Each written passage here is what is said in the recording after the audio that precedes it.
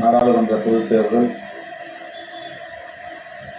முதற்கட்ட பொதுத் தேர்தல் தமிழகத்தில் வெற்றிகரமாக அமைதியாக நடந்தேறியுள்ளது. திராவிட முன்னேற்றக் கழகத்தின் தலைமையிலான மதசார்பற்ற முற்போக்கு கூட்டணி, இந்தியா கூட்டணி 40 தொகுதிகளிலும் வெற்றி பெறும் என்று கருத்து கணிப்புகள் வந்து கொண்டிருக்கின்றன. தமிழக மக்கள் திமுக தலைமையிலான கூட்டணிக்கு, இந்தியா கூட்டணிக்கு பேராதரவை நல்கியுள்ளனர். தமிழக வாக்காளர் பொதுமக்கள் அனைவருக்கும் முதலில் என்னுடைய நன்றியை உரித்தாக்குகிறேன். சிதம்பரம் மற்றும் விழுப்புரம் ஆகிய 2 தொகுதிகளிலும் விடுதலை சிறுத்தைகள் கட்சி பானை சின்னத்திலே போட்டியிட்டுள்ளது. இந்த 2 தொகுதிகளிலும் தீவிரமாக களப்பணியாற்றிய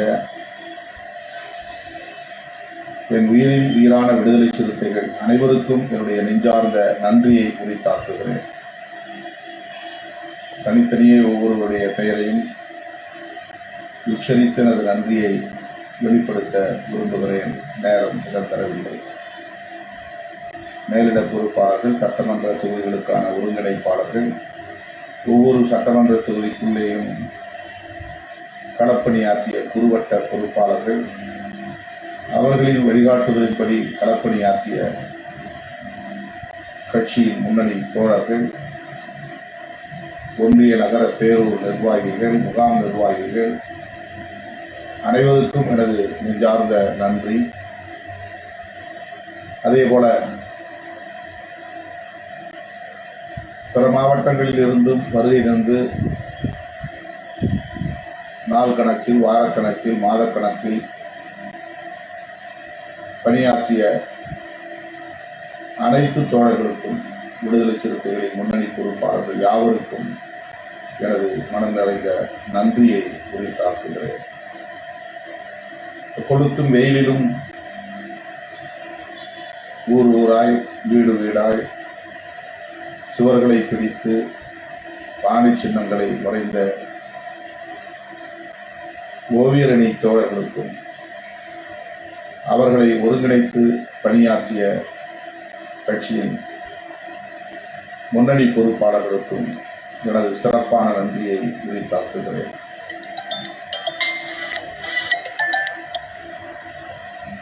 இரண்டு தொகுதிகளிலும் தேவையான அளவுக்கு துண்டறிக்கைகளை அச்சிட்டு தொகுதிகளுக்கே வந்து விநியோகம் செய்த தோழர்கள், அதேபோல தேர்தல் செலவை ஈடுகட்டுவதற்காக தேடி வந்து தேர்தல் நிதியை வழங்கிய மாவட்ட செயலாளர்கள், மாநில பொறுப்பாளர்கள், மண்டல பொறுப்பாளர்கள் என தேர்தல் நிதி வழங்கிய அனைத்து முன்னணி பொறுப்பாளர்களுக்கும் எனது நெஞ்சார்ந்த நன்றியை உரித்தாக்குகிறேன்.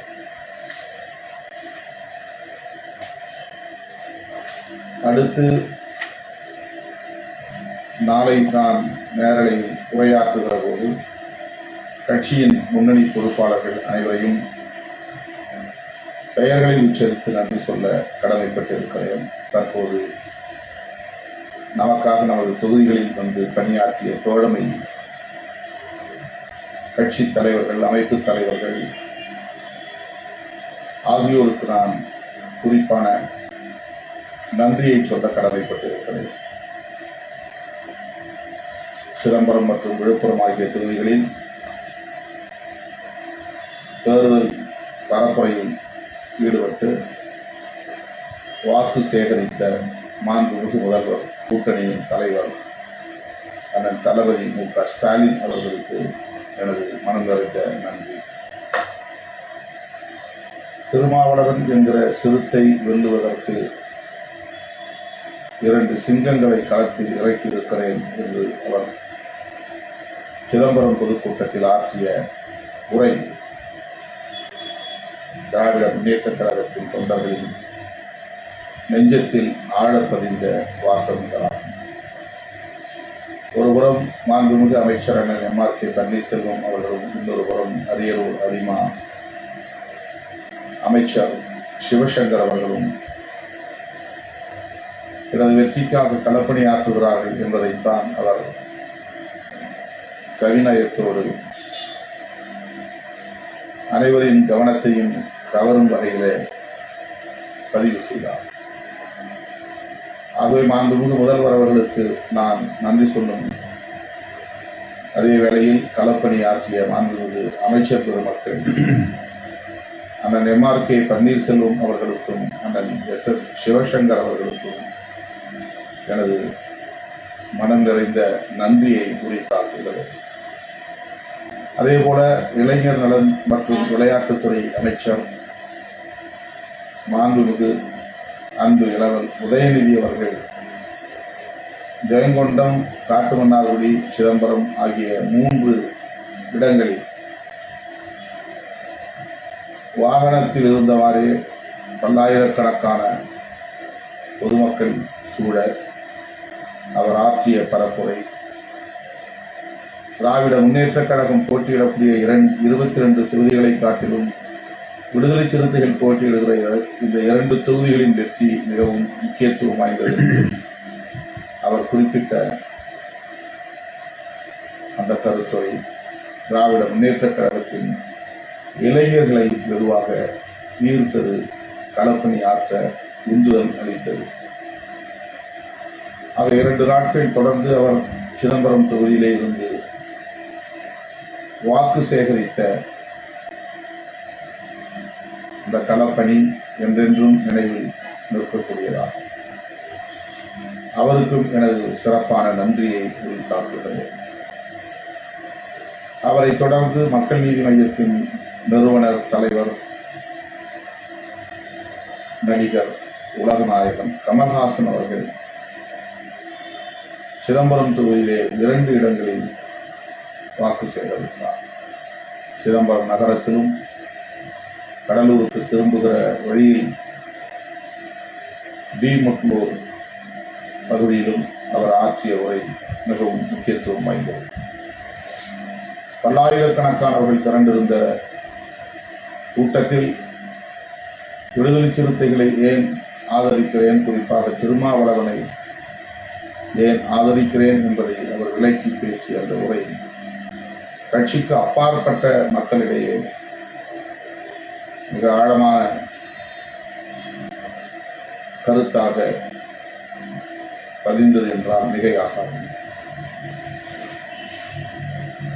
சமத்துவத்திற்காக போராடும் திருமாவளவன் என்னுடைய தம்பி, என்னுடைய பகை எப்போதுமே என்றென்றுமே சாதியம்தான், எனது முதல் எதிரி சாதியம்தான் என்று அவர் அந்த நிகழ்விலே வெறுமன பானை சின்னத்திற்கு வாக்களியுங்கள், திருமாவளவனை வெற்றி பெற வையுங்கள் என்று முடித்துக் கொள்ளாமல் மோடியை ஏன் வீழ்த்த வேண்டும், பாரதிய ஜனதாவை ஏன் வீழ்த்த வேண்டும் என்பதை விளக்கி பேசிய போது 2 தொகுதிகள் தான் 3 தொகுதிகள் கிடைக்கவில்லை என்கிற வருத்தம் தம்பி திருமாவளவனுக்கு இருந்தாலும் மோடியை வீழ்த்துவதே முதன்மையானது என்கிற அடிப்படையில் அவர் இந்த அணியிலே நீடிப்பது பாராட்டுதலுக்குரியது. ஒரு தொகுதி கூட எனக்கு கிடைக்கவில்லை என்றாலும் நான் இந்த அணியை ஆதரிப்பது அதே கோணத்தில் தான் என்று அவர் முன்வைத்த அந்த கருத்துக்கள் மக்களிடையே வெகுவாக போய் சேர்ந்தது. அந்த வகையிலே மிக சிறப்பான உரையை வழங்கி அவருக்கு வாக்கு சேகரித்த அண்ணன் கமல்ஹாசன் அவர்களுக்கு நான் எனது சிறப்பான நன்றியை குறித்தாக்க விரும்புகிறேன். திராவிடர் கழகத்தின் தலைவர், தமிழர் தலைவர் ஐயா ஆசிரியர் பி. வீரமணி அவர்கள் ஆண்டிவிடத்திலே பொதுக்கூட்டத்தில் பங்கேற்று வாக்கு சேகரித்தார். அதேபோல அண்ணன் வைகோ அவர்கள் சிதம்பரம் தொகுதியில் ஜெயங்கொண்டம் பகுதியில் அரியலூரில் பொதுக்கூட்டத்தில் பங்கேற்று மிக சிறப்பான உரையை ஆற்றினார். மாற்றி திருமாவளவனை ஏன் ஆதரிக்க வேண்டும் என்பதை விளக்கி பேசினார். ஆசிரியர் வீரமணி அவர்களுக்கும் அண்ணன் வைகோ அவர்களுக்கும் நான் எனது நெஞ்சார்ந்த நன்றியை குறித்தாக்குகிறேன். மார்க்சிஸ்ட் கம்யூனிஸ்ட் கட்சியின் மாநில செயலாளர் தோழர் கே பாலகிருஷ்ணன், இந்திய கம்யூனிஸ்ட் கட்சியின் தலைவர் அண்ணன் இரா முத்தரசன், தமிழக வாழ்வுரிமை கட்சியின் மாநில தலைவர் தி வேல்முருகன், மூவேந்தர் முன்னேற்ற கழகத்தின் தலைவர் ஸ்ரீதர் வாண்டையார், மனிதநேய மக்கள் கட்சியின் தலைவர் அண்ணன் பேராசிரியர் ஜவாதுல்லா, மே 17 இயக்கத்தின் தலைவர் தோழர் திருமுருகன் காந்தி, பெரியார் திராவிடர் விடுதலை கழகத்தினுடைய பொதுச் செயலாளர் அதன் கோவை ராமகிருஷ்ணன், சிபிஐ எம்எல் கட்சியின் மாநில செயலாளர் தோழர் ஆசைத்தம்பி, மக்கள் அதிகாரத்தின் தலைவர்கள் ராஜு மற்றும் இன்னொரு பிரிவை சார்ந்த முன்னணி தோழர்கள் பலரும் அங்கே பங்கேற்றார்கள். மக்கள் அதிகாரத்தை சார்ந்த தோழர்கள், பசுமை தமிழகத்தின் தலைவர் சுப உதயகுமார், மக்கள் சமூக நீதி பேரவையின் தலைவர் வழக்குரைஞர் மனோகரன், இளம் கம்யூனிஸ்ட் இயக்கத்தை சார்ந்த தோழர்கள், புதிய உழைப்பாளர் கட்சியின் தலைவர் காந்தி மற்றும் டாக்டர் ராமதாஸ், தலித் திருத்துவ விடுதலை இயக்கத்தின் தலைவர் பேராசிரியர் மேரி ஜான் மற்றும் அவரது தலைமையிலான குழுவினர், சிஎஸ்ஐ பொதுச் செயலாளர் அண்ணன் பெர்னாண்டஸ், ரத்தினம் பெர்னாண்டஸ், தமிழ் தேசிய பேரியக்கத்தின் தலைவர் தோழர் தியாகு, நிலம் வீடு தரகர்கள் சங்கத்தின் தலைவர் வி.என். கண்ணன், மாற்றுத்திறனாளிகளின் டிசம்பர் 3 இயக்கத்தின் தலைவர் தோழர் தீபக், திராவிட முன்னேற்ற கழகத்தின் கொள்கை பரப்பு செயலாளர் அண்ணன் லியோனி, மக்கள் மன்றத்தின் தலைவர்கள் தோழர் மகேஷ், தோழர் ஜெஸ்ஸி உள்ளிட்ட குழுவினர் போன்ற நமது தோழமை கட்சி தலைவர்கள் அனைவருக்கும் இந்த நேரத்தில் நான் நன்றியை தெரிவித்துக் கொள்கிறேன். இதில் பெயர்கள் விடுபட்டிருந்தால் பொறுத்தருட வேண்டுகிறேன். நாளை மீண்டும் நான் நேரலையில் பேசுகிற போது விடுபட்ட இதர தோழமை கட்சிகளின் தலைவர்களின் பெயர்களையும் குறிப்பிட்டு அவர்களுக்கு நான் நன்றி சொல்ல கடமைப்பட்டிருக்கிறேன். தோழர்களே, நன்றி சொல்லும் இந்த வேளையில் நமது தேர்தல் பணி குறித்த ஒரு மேலாய்வு கூட்டம் நாளை மறுநாள் 23ஆம் தேதி சென்னையில் மாலை 3 மணி அளவில் நடத்த திட்டமிட்டிருக்கிறது. அனைத்து மேலிட பொறுப்பாளர்களும் மாவட்ட செயலாளர்களும் சென்னைக்கு வர வேண்டும் என்று நான் அழைப்பு விடுக்கிறேன். 23ஆம் தேதி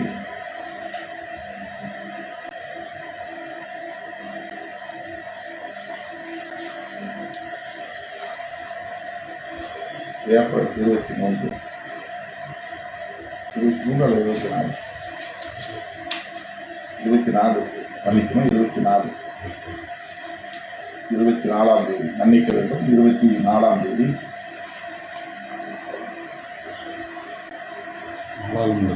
நாடாளுமன்ற தொகுதி மேலிட பொறுப்பாளர்கள், ஒவ்வொரு நாடாளுமன்ற தொகுதிக்கும் நான் நியமித்த மேலிட பொறுப்பாளர்கள், சிதம்பரம் தொகுதியில் நியமிக்கப்பட்ட பணியாற்றிய அனைத்து பொறுப்பாளர்கள், மேலிட பொறுப்பாளர்கள், சட்டமன்ற தொகுதி ஒருங்கிணைப்பாளர்கள், குறுவட்ட பொறுப்பாளர்கள் மற்றும் மாவட்ட செயலாளர்கள் கட்டாயம் 24ஆம் தேதி மன்னிக்க வேண்டும். 24ஆம் தேதி காலை 10 மணிக்கே நமது அலுவலகத்தில் இந்த கூட்டம் நடைபெறும் என்பதை தெரிவித்துக் கொள்கிறேன்.